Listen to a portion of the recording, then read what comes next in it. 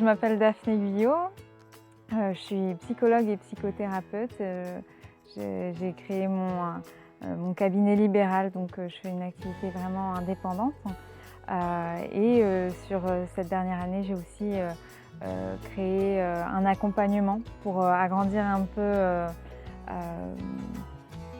mon activité, ce que je faisais, ce que je proposais, et pas rester juste sur de la thérapie, mais aller vers d'autres choses qui englobent un peu plus qui je suis, avec des activités différentes, autant des outils de thérapie, de psychologie, mais aussi ce que j'apprends dans le yoga par exemple, parce que j'aime beaucoup le yoga, que ce soit la pratique ou tout ce qui est autour des apprentissages qu'on apprend aussi, qu'on peut utiliser vraiment dans la vie quotidienne.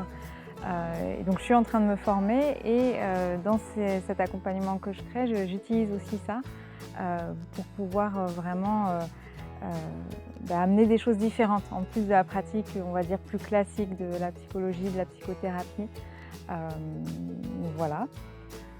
C'est un peu l'activité que je fais. Moi, ça m'a permis de vraiment me rendre plus indépendante, notamment par rapport à avant quand j'étais salariée, donc salariée en tant que psychologue. Mais ça a vraiment changé quelque chose. Ça m'a donné beaucoup d'autonomie, d'indépendance et aussi la possibilité d'être plus moi-même dans ce que je fais, autant dans ma pratique professionnelle, mais aussi un peu personnelle. Et de pouvoir me redéfinir aussi un peu. Quelque part, je pense autant en tant que professionnelle, en tant que personne, aussi en tant que femme, je pense. Au travers des différentes activités que je fais, j'ai pu vraiment me reconnecter aussi avec ça. C'est aussi ce qui a fait que ça me parlait beaucoup, ce sujet, hein.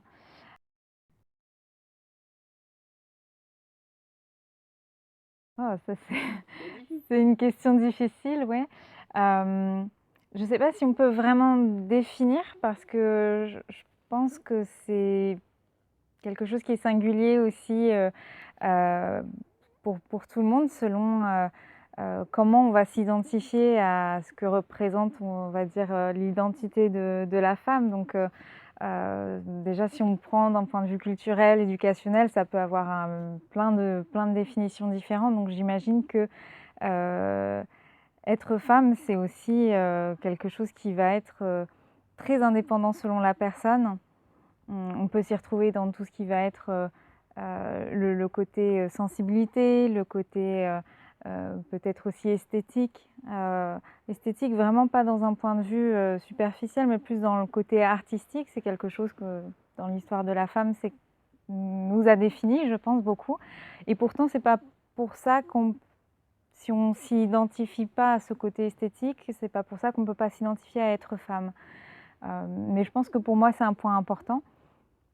Et puis aussi toute autre caractéristique finalement aussi masculine qui viennent, justement donner, une unité à cette identité de femme heu, dans laquelle on peut se retrouver. Heu, Autant dans l'indépendance, l'autonomie qu'on peut se créer surtout aujourd'hui, parce que c'est quand même quelque chose dont on parle beaucoup ces dernières années, même ces dernières décennies, mais bon, c'est quand même un sujet, être femme, aujourd'hui qui est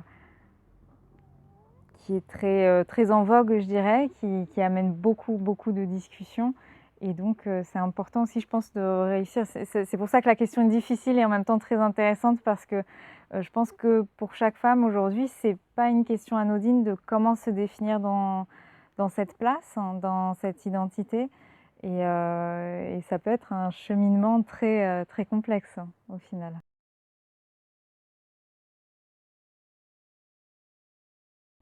Une des problématiques vraiment, ça va pas être très original, hein, mais qui ressort beaucoup, c'est la problématique de la charge mentale.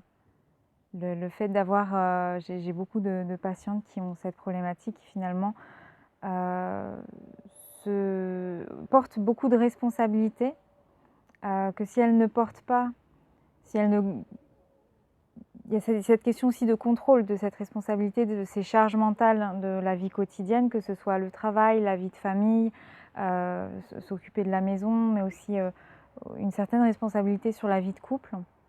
pour les femmes qui sont en couple, bien sûr. Donc il y a un certain contrôle là-dessus, je pense,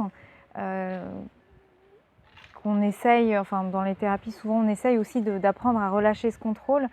Mais quand on le relâche, il n'y a pas toujours quelqu'un pour prendre, là je parle pour la vie commune, en tout cas comme une femme qui vit avec quelqu'un d'autre, il n'y a pas toujours quelqu'un pour pouvoir compenser aussi ce relâchement.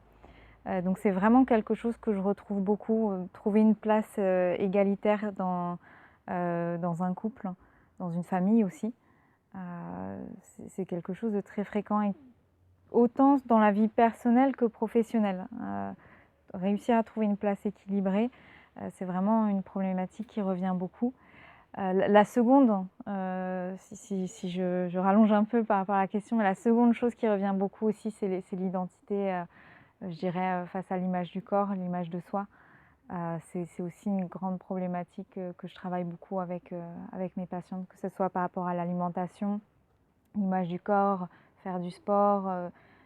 Je pense que ça fait d'ailleurs partie de la charge mentale, du quotidien, et c'est une chose qui met beaucoup en souffrance.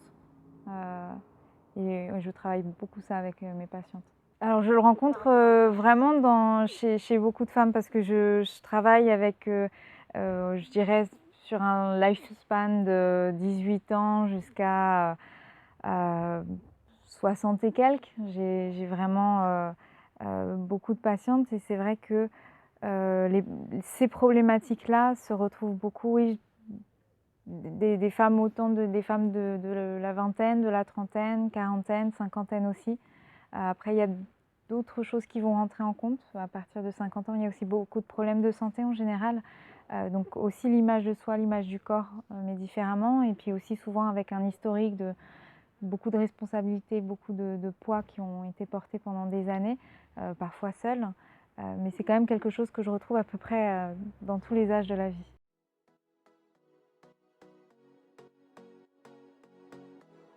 Ça peut paraître contradictoire, mais une des choses que je travaille beaucoup avec mes patientes et qui en général fonctionne assez bien, c'est que dans un premier temps, pour pouvoir relâcher, il faut avoir confiance que tout ne va pas tomber par terre. Et donc pour ça, souvent, ce qu'on va travailler, c'est dans un premier temps, donc vraiment ça peut paraître contre-productif, mais dans un premier temps, mettre en place quelque chose qui puisse permettre un certain contrôle, pour ensuite relâcher. Et quand je dis quelque chose, je parle par exemple tout simplement d'un agenda, de mise en place de rappels sur le téléphone, ou de délégation de certaines tâches à d'autres membres de la famille, pour ensuite pouvoir être sûr que tout ne va pas s'effondrer si il y a un moment où il y a plus de relâchement, où on se permet de ne plus penser à certaines choses, justement à essayer de se défaire un peu de cette charge mentale. En fait, il faut pouvoir sortir toutes ces choses de son esprit, en sachant que on ne va pas louper un rendez-vous, on ne va pas manger très mal toute la semaine parce qu'on n'a pas contrôlé la nourriture. Mais si c'est écrit quelque part, si on sait qu'on va nous le rappeler, que quelqu'un d'autre va s'en charger, là c'est le moment où on peut relâcher la pression. Donc moi en général c'est ce que je travaille. D'abord on essaye de mettre en place quelque chose qui permette de contrôler un peu tout ça, et ensuite le relâchement il est possible parce qu'on a confiance dans le système qu'on a mis en place finalement.